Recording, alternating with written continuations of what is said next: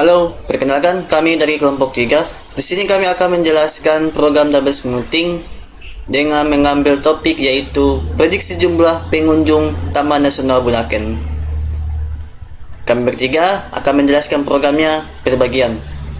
Di antaranya ada Gilang Ramadan S2 dengan NIM 220241009, kemudian Irham Aadiat Muhammad dengan NIM 2204116, dan saya sendiri Iqbal Jabar Marjan dengan NIM 2202102.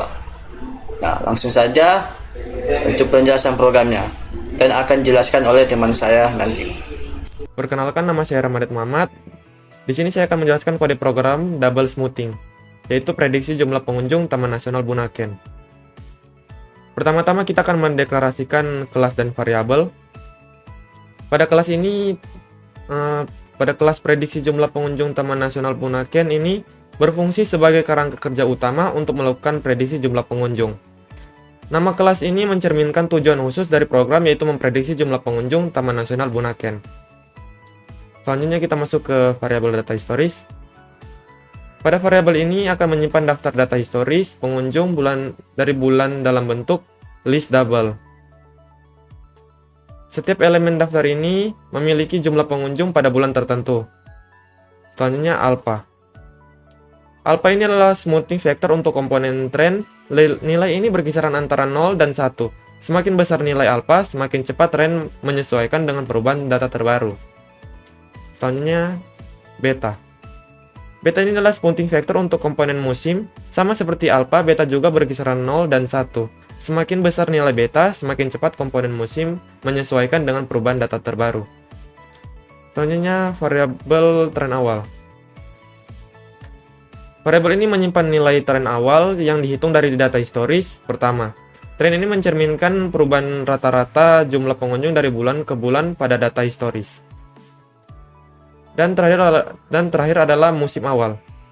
Variabel ini menyimpan nilai musim awal yang dihitung dari data historis. Komponen ini menangkap pola musiman dari data seperti peningkatan atau penurunan jumlah pengunjung pada bulan-bulan tertentu.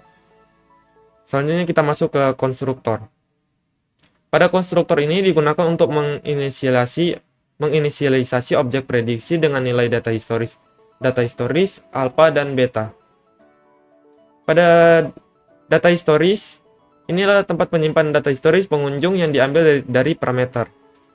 Selanjutnya, dis alpha dan dis beta. Ini adalah tempat penyimpanan nilai pelicin atau smoothing yang akan digunakan dalam perhitungan tren musim. Dan tren awal. Tren awal ini memanggil metode hitung tren awal untuk menghitung nilai tren awal dari data historis. Dan terakhir adalah dis musim awal. Ini adalah metode untuk menghitung musim awal untuk menghitung nilai musim awal dari data historis. Untuk penjelasan kode selanjutnya akan dijelaskan oleh teman saya. Sekian dari saya, terima kasih. Baik, perkenalkan, nama saya Gilang Ramadan S2 dengan NIM 2204109. Saya di sini akan melanjutkan presentasi dari teman saya yang tadi. Langsung saja kita masuk dalam pembahasan programnya. Di sini saya masuk dalam metode hitung tren awal yang saya tandai ini, teman-teman.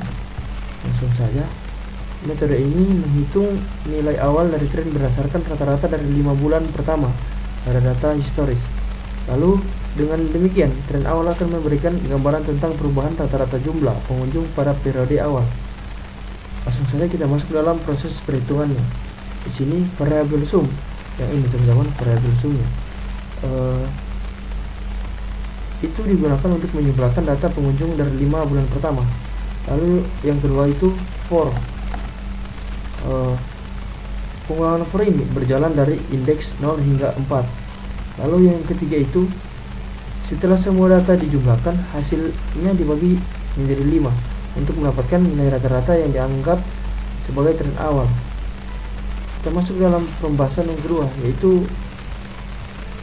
metode hitung musim awal. Langsung saja kita masuk dalam pembahasan ini, teman-teman, yang akan saya jelaskan. Untuk menghitung musim awal ini mirip dengan hitungan tren awal yang tadi. Metode ini menghitung komponen musim awal dari data pengunjung untuk 5 bulan pertama. Langsung saja kita masuk dalam proses perhitungannya. Untuk variabel sum, yang ini teman-teman, digunakan untuk menjumlahkan data pengunjung dari 5 bulan pertama. Lalu yang kedua itu sama seperti tren yang tadi, metode ini menghitung rata-rata dari 5 bulan tersebut. Intinya atau tujuan dari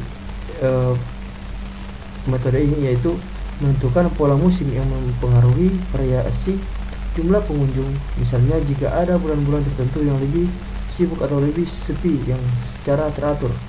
Sekian dari saya, akan dilanjutkan oleh teman saya. Terima kasih.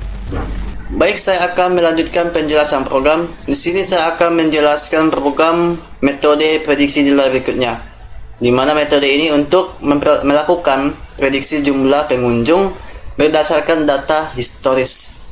Untuk proses perhitungannya gimana? Pertama, kita akan menginisialisasi tren dan musim. Tren dan musim dimulai dari nilai awal yang telah dihitung sebelumnya. Kita menggunakan perulangan untuk menghitungnya. Nah, di setiap kali kita melakukan perulangan, prediksi dihitung dengan menjumlahkan tren dan musim saat ini. Kemudian tren itu diperbarui menggunakan formula atau rumusnya, yaitu alfa dikalikan nilai aktual dikurangi musim tambah dimana 1 kurang alfa dikalikan tren. Ini berarti tren mengikuti perubahan data aktual yang dikurangi musim.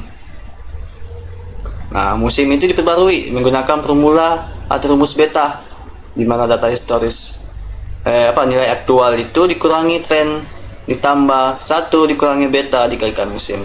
Musim itu dipengaruhi oleh data aktual yang dikurangi tren, hingga hasil prediksinya pada iterasi terakhir disimpan dalam variabel ramalan, dan kemudian ini dikembalikan oleh metode ini. Nah, kemudian kita ke fungsi atau metode MAME, di mana ada data historis yang berisi data pengunjung bulanan dari setiap angka, ya, itu mewakili dari Januari hingga Desember untuk jumlah pengunjung di bulan tersebut. Kemudian ada inisialisasi objek prediksi. Objek prediksi ini menggunakan data historis serta nilai alfa 0,2 dan betanya itu 0,3 untuk faktor pelitian tren dan musim. Dia akan melakukan loop atau perulangan dan akan dicetak. Jadi sebuah loop itu akan berjalan sebanyak 12 kali. Jadi satu kali itu untuk 1 bulan. Dalamnya loop itu ada prediksi nilai berikutnya, dipanggil untuk menghitung prediksi jumlah pengunjung yang kemudian akan dicetak ke konsol atau hasil outputnya nanti. Nah, nanti hasil outputnya seperti ini, run dan debug.